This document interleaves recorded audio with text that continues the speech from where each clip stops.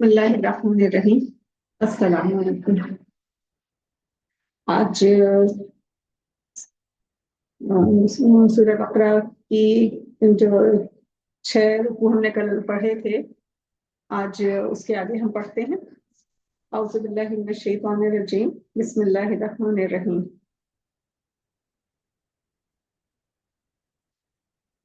اور جب موسیٰ نے پانی کی دعا مانگی اپنی قوم کے واسطے، اس پر ہم نے کہا کہ تم اپنے عصا کو پتھر پر مارو، بس فوراً ہی اس سے 12 چشمے پھوٹ نکلے۔ ہر گروہ نے اپنا اپنا چشمہ معلوم کر لیا۔ کھاؤ اور پیو اللہ کے رزق سے، اور فتنہ اور فساد زمین میں نہ پھیلاؤ۔ اور جب تم نے کہا کہ اے موسیٰ، ہم ایک ہی قسم کے کھانے پر کبھی بھی قناعت نہیں کریں گے، تو آپ ہمارے لیے اپنے رب سے دعا کریں کہ وہ ہمارے لیے ایسی چیزیں پیدا کریں جو زمین میں اگتی ہیں، ساگ، ککڑی، گیہوں، مسور، پیاز۔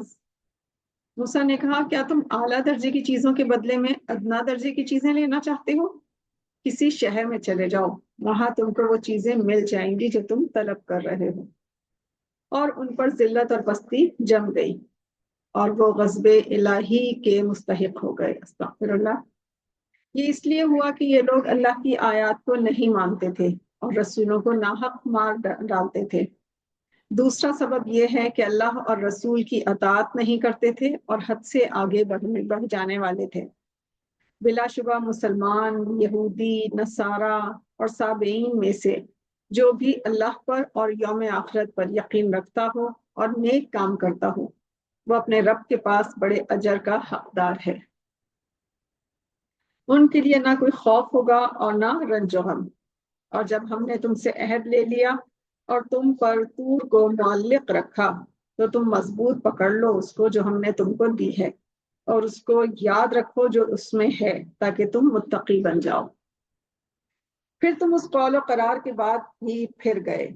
اگر اللہ تم پر اپنا فضل اور اپنی رحمت نہ کرتا تو تم ضرور تباہ اور ہلاک ہو جاتے۔ اور تم جانتے ہی ہو کہ تم میں سے جس نے شریعت کے حکم میں متعلقہ یوم ہفتہ کی خلاف ورزی کی سو ہم نے ان سے کہہ دیا کہ تم بندر ذلیل بن جاؤ۔ پھر ہم نے اس کو ایک عبرت انگیز واقعہ بنا دیا، ان کے لیے بھی جو ان کے سامنے تھے اور ان کے لیے بھی جو ان کے بعد میں آتے رہے، اور موجب نصیحت بنایا ان کے لیے جو اللہ سے ڈرنے والے ہیں۔ اور جب موسیٰ نے اپنے قوم سے کہا کہ اے میری قوم، اللہ تم کو حکم دیتا ہے کہ ایک بیل ذبح کرو، تو انہوں نے کہا کیا آپ ہم کو مسخرہ بناتے ہیں؟ موسیٰ نے کہا میں اللہ کی پناہ مانگتا ہوں کہ میں جہالت والوں کا سا کام کروں۔ تو انہوں نے کہا کہ آپ اپنے رب سے درخواست کیجئے کہ وہ اس بیل کے ہم سے اوصاف بیان کر دیں۔ تو آپ نے کہا وہ ایسا بیل ہو کہ نہ بوڑھا ہو نہ بہت بچہ ہو، بلکہ دونوں عمروں کے بیچ میں ہو۔ اب کر ڈالو جو تم کو حکم ملا ہے۔ اب کہنے لگے آپ درخواست کیجئے اپنے رب سے کہ وہ ہم سے یہ بیان کریں کہ اس کا رنگ کیسا ہے۔ آپ نے کہا وہ فرماتا ہے کہ وہ زرد رنگ کا بیل ہو، خوش رنگ ہو کہ دیکھنے والے اس سے فرحت حاصل کریں۔ اب کہنے لگی کہ آپ ہماری خاطر اپنے رب سے دریافت کیجئے کہ اس کے اوصاف کیا کیا ہیں، کیونکہ ہمیں اس بیل میں قدر اشتباہ ہے۔ اگر خدا نے چاہا ہم اس کا مرتبہ ٹھیک سمجھ لیں گے۔ موسیٰ نے کہا کہ اللہ فرماتا ہے کہ وہ نہ تو ہل میں چلا ہو، نہ زمین سے جوتی جاتی ہو، اور نہ اس سے زراعت کی آب پاشی کی گئی ہو، سالم ہو، اس میں کوئی داغ نہ ہو۔ کہنے لگے اب آپ نے پوری بات بتائی ہے۔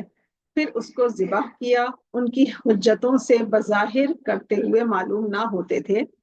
اور جب تم میں سے کسی نے ایک آدمی کو قتل کر ڈالا تو تم ایک دوسرے پر اس کو ڈالنے لگے، اور اللہ کو اس کا ظاہر کرنا منظور تھا جو تم چھپانا چاہتے تھے۔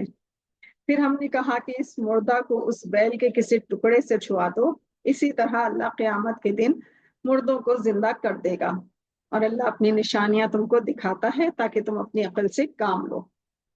پھر تمہارے دل ان واقعات کے بعد بھی سخت ہی رہے، گویا کہ تمہارے دل پتھر کی مانند ہیں، بلکہ پتھر سے بھی زیادہ سخت ہیں۔ اور بعض پتھر تو ایسے نرم ہوتے ہیں کہ ان سے پھوٹ پھوٹ کر بڑی بڑی نہریں جاری ہوتی ہیں، اور انہی پتھروں میں بعض ایسے ہیں جو شق ہو جاتے ہیں، پھر ان میں سے پانی نکلنے لگتا ہے، اور انہی پتھروں میں بعض ایسے بھی ہیں جو اللہ کے خوف سے اوپر سے نیچے گرنے لگتے ہیں، اور اللہ تمہارے اعمال سے بے خبر نہیں ہے۔ کیا اب بھی تم توقع کرتے ہو کہ یہ یہودی تمہارے کہنے سے ایمان لے آئیں گے؟ اور ان میں ایک گروہ اللہ کا کلام سنتا تھا، پھر وہ ان کا مطلب بدل ڈالتے تھے۔ یہ وہ صحیح طور پر سمجھنے کے بات کرتے تھے اور خوب جانتے تھے۔ اور جب یہ منافق یہودی مسلمانوں سے ملتے ہیں تو کہتے ہیں کہ ہم ایمان لے آئے، اور جب تنہائی میں وہ ایک دوسرے کے پاس جاتے ہیں تو کہتے ہیں کیا تم ان کو وہ باتیں بتا دیتے ہو جو اللہ نے تم پر ظاہر کر دی ہیں؟ تو وہ حجت میں تم کو مغلوب کر دیں گے تمہارے رب کے پاس۔ کیا تم اتنی بات اپنی عقل سے نہیں جانتے؟ کیا وہ نہیں جانتے کہ اللہ جانتا ہے وہ جو یہ چھپاتے ہیں اور جو ظاہر کرتے ہیں؟ اور یہودیوں میں بہت سے ناخواندہ ہیں جو کتابی علم نہیں رکھتے مگر لچھے دار باتیں کرتے ہیں، اور ان کے پاس صرف خیالات ہی ہیں۔ بڑی خرابی ہوگی ان کی جو اپنے ہاتھوں سے توریت کو عدل بدل کر لکھتے ہیں، پھر کہتے ہیں کہ یہ اللہ کی طرف سے ہے، اس ذریعے سے یہ تھوڑی نقدی وصول کر لیتے ہیں۔ سو بڑی خرابی ہے ان کی جو اپنے ہاتھ سے لکھتے ہیں، اور خرابی ہوگی ان کی جو اس طرح وصول کرتے ہیں۔ استغفر اللہ۔ یہود نے کہا کہ ہمیں دوزخ کی آگ ہرگز نہیں چھوئے گی مگر چند روز گنتی کے۔ آپ کہہ دیجئے کیا تم نے اللہ سے کوئی عہد لے لیا ہے جس کے خلاف اللہ ہرگز نہیں کرے گا؟ یا اللہ کے ذمہ ایسی بات کہتے ہو جس کو تم نہیں جانتے؟ کیوں نہیں، جو قصدن بری بات کرتا رہے اور اس کو اسی کی خطا اس طرح گھیر لے کہ اس کی نیکی کا اثر تک نہ رہے، سو ایسے لوگ دوزخی ہیں، ہمیشہ دوزخ میں ہی رہیں گے۔ استغفر اللہ۔ اور جو لوگ اللہ اور اس کے رسول پر ایمان لائے اور نیک عمل کیے، یہی لوگ جنتی ہیں، جنتی ہوں گے انشاءاللہ، اور ہمیشہ اسی میں رہیں گے الحمدللہ۔ اور جب ہم نے بنی اسرائیل سے توریت میں یہ عہد لیا کہ تم اللہ کے سوا کسی کو نہ پوجا کرو اور اپنے ماں باپ کے ساتھ نیک سلوک کیا کرو، اور اپنے رشتہ داروں اور یتیموں اور محتاجوں کے ساتھ بھی نرمی اور محبت کا برتاؤ کیا کرو، اور عام لوگوں سے بھی اچھے اخلاق سے بات چیت کیا کرو، اور نماز کی پابندی کیا کرو، اور زکوٰۃ بھی ادا کیا کرو۔ پھر تم اپنے قول و قرار سے پھر گئے، مگر وہ معدود چند ہیں تم میں سے جو اپنے عہد پر قائم رہے۔ تم تو معمولاً بھی اور عادتاً بھی اقرار کرتے ہو اور پھر ہٹ جاتے ہو۔ اور جب ہم نے تم سے قول و قرار لیا کہ تم آپس میں خون ریزی نہیں کرو گے اور تم ایک دوسرے کو اپنے شہروں سے نہیں نکالو گے، یعنی ترک وطن پر مجبور نہیں کرو گے، پھر تم نے اقرار بھی کر لیا اور تم خود گواہ بھی بنے، پھر تم خود موجود ہی ہو، اپنی آنکھوں کے سامنے قتل و قتال کرتے ہو اور اپنے وطن سے ایک دوسرے کو ترک وطن بھی کراتے ہو۔ ان اپنوں کے مقابلے میں غیروں کی امداد کرتے ہو گناہ اور ظلم کے ساتھ، اور اگر وہی قیدی ہو کر تمہارے پاس آ جاتے ہیں تو اس کو کچھ دے دلا کر رہا بھی کرا لیتے ہو، حالانکہ تم کو معلوم ہے کہ ترک وطن کرانا بھی تمہارے لیے حرام ہے۔ پھر کیا تم توریت کے بعض احکام تم مانتے ہو اور بعض احکام کو نہیں؟ تو ایسے شخص کی کیا سزا ہو جو تم ہی میں سے ایسی حرکت کرتا ہے، سوائے رسوائی کے اس دنیا کی زندگی میں، اور قیامت کے روز سخت عذاب میں ڈالا جائے گا، اور اللہ تمہارے اعمال سے بے خبر نہیں ہے۔ بے شک یہ وہ لوگ ہیں کہ انہوں نے دنیا کی زندگی کی لذت اور عشرت آخرت کی نجات کے بدلے میں خرید لیے ہیں، سو نہ تو ان کی سزا میں کوئی کمی کی جائے گی اور نہ ان کی کوئی مدد کی جائے گی۔ استغفر اللہ۔